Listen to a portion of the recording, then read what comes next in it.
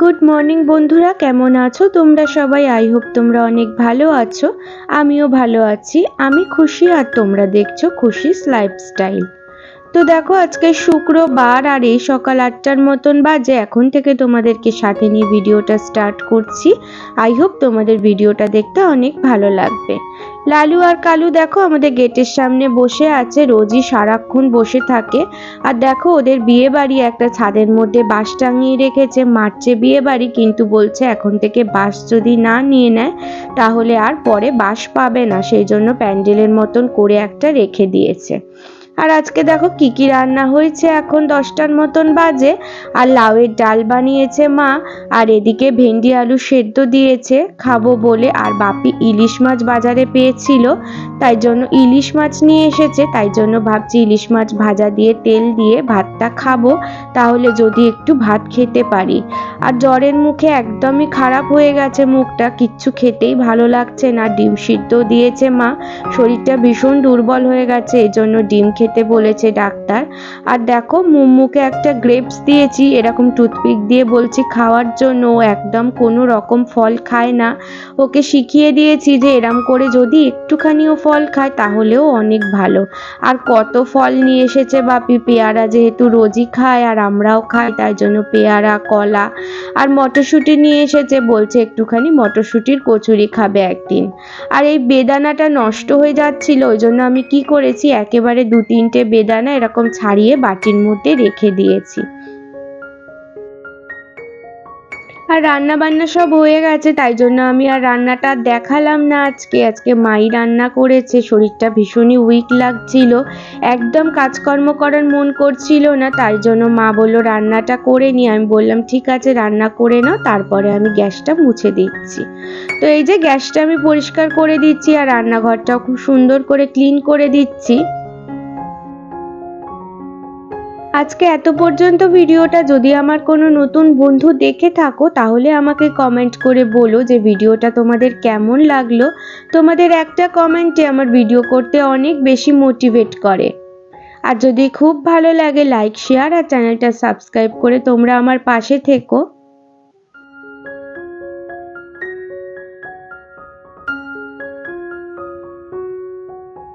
তো এই যে গ্যাসটা আমার ভালো করে পরিষ্কার করে নিয়েছি। তো আবারও এসে গেছি সন্ধেবেলাতে। আজকে দিদি চিকেন চাউমিন বানাবে, চিকেন কত ছিল তাই জন্য দিদি বলছে চিকেন চাউমিন বানাই।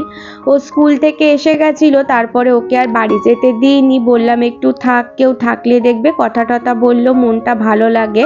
আর তখন মনে হয় না শরীরটা এতটা অসুস্থ। আর মুম্মু সারাক্ষণ কথা বলে, ও থাকলে আমার ভীষণই ভালো লাগে। তো ওর স্টুডেন্ট এসে গেছিলো পড়তে, সেই জন্য আমি বললাম চাউমিনটা আমি নাড়িয়ে নিই, ও পুরো রেডি করেই দিয়েছিল, খালি একটু নাড়িয়ে নিলে মিক্স করে হয়ে গেছিলো চাউমিন। তো মুখে যেহেতু কিচ্ছু খাবার ভালো লাগছিল না, ওই জন্যই দিদি চাউমিনটা বানালো যদি একটু খেতে পারি। কিছুই খেতে ইচ্ছা করছে না, সেই জন্য শরীরটা আরো দুর্বল হয়ে গেছে। আর মাও চা নিয়ে চলে এসেছে, একটু চা খেয়ে নেব যদি মাথা যন্ত্রণাটা কমে যায়। তো ডেলি মাথার যন্ত্রণা হচ্ছে, কি আর বলবো। আর এই যে দেখো দিদি স্টুডেন্টরা এরকম পড়তে এসেছে, অনেক স্টুডেন্ট। আর এই যে ঋষি প্রচুর বদমাইশি, আর খুব বদমাইশ করে ছেলেটা, খুব ভালো। সবাই স্টুডেন্টরা খুব মিশুকে আর খুব ভালো কথা বলে। তো ভিডিও করছি বলে সবাই দেখছে। আর বিছানাতে সঞ্চয়িতা বসেছে, খুব ভালো মেয়ে, আর আমার সাথে ভীষণ ভালো গল্প করছিল।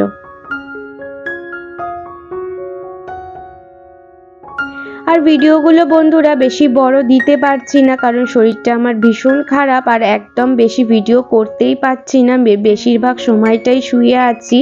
আর যেহেতু উঠতে পারছি না সেই জন্য সব কিছু ক্লিনও করতে পারছি না। আর পরিষ্কার দেখো সোফার পাশেও কত জামা কাপড় রয়ে গেছে ভাঁজ করে করে, সেগুলোও গোছানো হচ্ছে না, এত শরীর খারাপ। আর মা কোন দিকটা সামলাবে বুঝে উঠতে পারছে না, একবার আমাকে এইটা দিচ্ছে ওইটা দিচ্ছে, আর একবার নিজে কাজ করছে সব কিছু। আর মায়েরও তো শরীরটা খুব একটা ভালো নেই, সেই কারণে। আর সৌম্য এসেছে অফিস থেকে, একটু দেখা করে গেছে। আর দিদি চাউমিন বানিয়েছে বলে চাউমিন খাচ্ছিল, চাউমিন খেতে ভীষণ ভালোবাসে দিদির হাতের।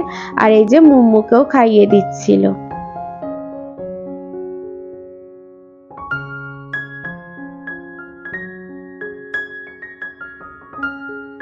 তো দেখো মা তো কোনো রকমই কাজ আমাকে করতে দিচ্ছে না। মা ওপরের ঘরে গেছে পরিষ্কার করতে, আর এই ফাঁকে ভাবছি কটা বাসন আছে মেজে দিই। কারণ কিছু কাজ না করলেও দেখবে ভালো লাগে না, সারাক্ষণ শুয়ে বসে থাকলে মনে হয় চিন্তা আসে মাথায় কি হয়েছে না হয়েছে। সেই কারণে ভাবছি যে একটু কাজ করি, তাহলে যদি মনটা ভালো লাগে আর দেখবে সময়টাও কিভাবে কেটে যায়। সারাক্ষণ ফোন নিয়েও থাকতে পারি না, যেহেতু আমার মাইগ্রেন আছে, ডাক্তার বলেছে বেশি ফোন ঘাঁটতে না। সেই কারণে আমি ফোন সারাক্ষণ ঘাঁটি না, আর কিছুই করতে পারি না। টিভি দেখতেও আমার একদমই পছন্দ হয় না, সেই জন্য আমি টিভি খুব কম দেখি। আর এই জন্য ভাবছি যে বাসন কটা আছে মেজে দিই, তাহলে একটু সময়টা আমার কেটে যাবে।